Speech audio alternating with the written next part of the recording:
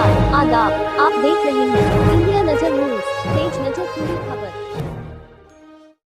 बुलंदशहर में गुलावटी थाना क्षेत्र के गांव ओल्हा में पिछले 3 दिनों में 3 व्यक्तियों मौत संदिग्ध हालत में मौत हो जाने के कारण गांव में हड़कंप मचा हुआ है। ग्रामीणों ने गांव में जहरीली शराब बिक्री व ग्रामीणों के द्वारा उक्त जहरीली शराब पीने के कारण मौत हो जाने का दावा किया है। घटना से पुलिस व प्रशासन में हड़कंप मचा हुआ है।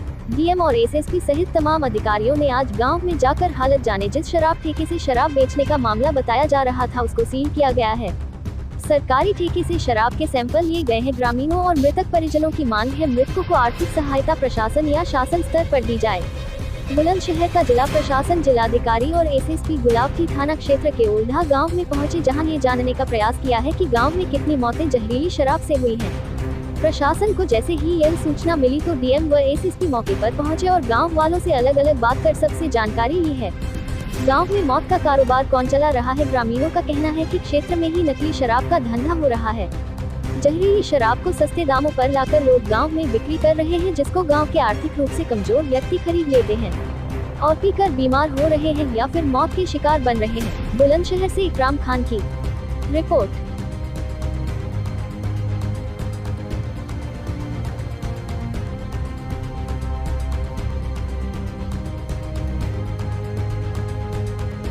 क्या नाम है माता जी आपका?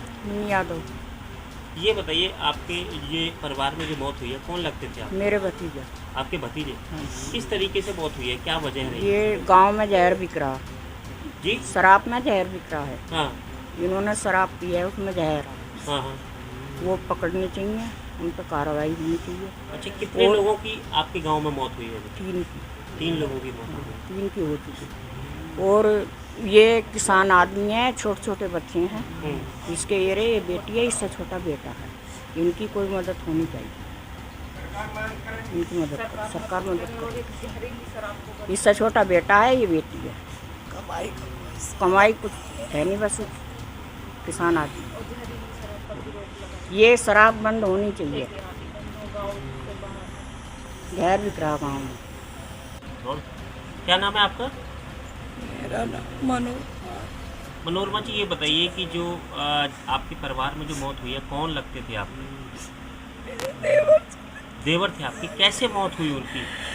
गाँव में जहरीले शराब कारण हुई। जहरीली शराब पीने से? अच्छा, क्या आप लोगों की क्या मांग है ये बताइए। गरीब दोनों किसान थे, उनकी मदद करी। छोटे बच्चे। क्या नाम है आपका? मेरा नागेंद्र राज यादव। नागेंद्र जी, ये बताइए आपकी भाई की जो मौत हुई है किस कारण मौत हुई है, क्या वजह? मेरे भाई की जो मौत हुई है जहरीली शराब पीने के कारण हुई है। कौन सा गांव है? मेरा ग्राम ओलेढ़ा, जिला बुलंदशहर, उत्तर प्रदेश। कितने लोगों की और मौत हुई है? इस जहरीली शराब को पीने से 2 व्यक्तियों की मौत और हुई है, और जिसमें कि दोनों के नाम मैं आपको बता दूं। उसमें एक मेरे सगे ताऊजी के लड़के हैं मुकेश, और दूसरे लड़के हैं नानक, यानी कि आपके परिवार में हरवीर सिंह। 2 लोगों की मौत हुई है। 2 लोगों की मौत हुई है। जहरीली मेरे शराब पीने निजी परिवार में 2 लोगों की जहरीली शराब से मौत हुई है, और एक और जो व्यक्ति है गांव का दूसरा, जो हरवीर नामक व्यक्ति है। ये शराब कहाँ से खरीदी थी? ये गांव में ही लोग बेचते हैं, इस चीज़ का धंधा करते हैं, और उन पे कोई अंकुश नहीं है, गांव के ही लोग हैं। अच्छा, क्या ये ठेके से शराब खरीदी थी या गांव से शराब? नहीं, गांव से खरीदी गई है शराब। गांव से शराब खरीदी? हाँ, अलीगल तरीके से। ओलेढ़ा गांव में 3 व्यक्तियों की मौत बताई जा रही है जहरीली शराब पीने से। क्या जांच में निकला है, क्या पाया गया? देखिए, अब तक एक ओलेढ़ा गांव थाना गुलावटी क्षेत्र में है। वहां पर इससेपुर में शराब का ठेका है। जब हम लोगों ने मौके पर जाके छानबीन की तो पता चला कि 14 तारीख की शाम को गांव के 6 लोगों ने वहां से शराब मंगाई थी, और 15 तारीख को दिन भर उसमें से 3 लोग शराब पीते रहे। 16 तारीख की शाम को भी शराब पिया, और 16 तारीख की रात को लगभग 9 साढ़े 9 बजे के आसपास उनमें से एक व्यक्ति नानक, जो चारपाई पे लेटा हुआ था, लेटे लेटे उसकी मृत्यु हो गई। कोई लक्षण या कोई परेशानी नहीं थी। घर वालों ने समझा हार्ट अटैक है, अंतिम संस्कार कर दिया।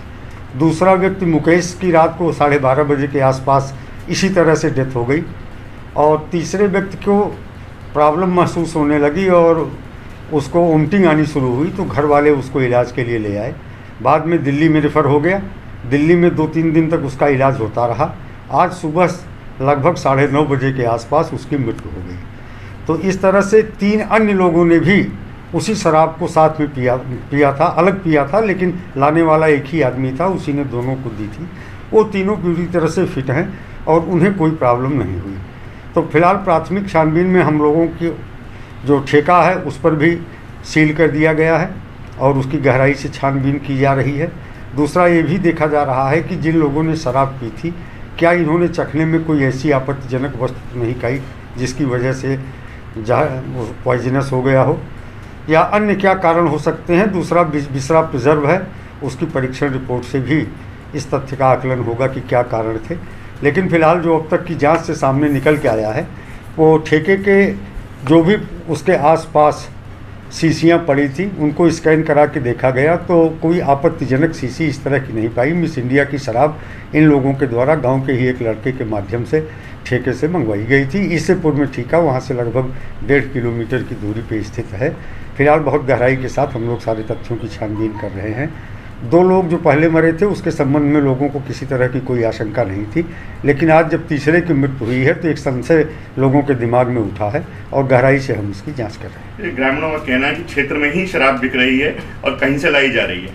देखिए, जो हम लोगों को बताया गया है उसमें लोगों ने बताया कि इससेपुर के ठेके से उन्होंने गाँव का ही एक लड़का जो उस ठेके पर काम करता है उसी से मंगवाया था और उसी शराब का सेवन किया।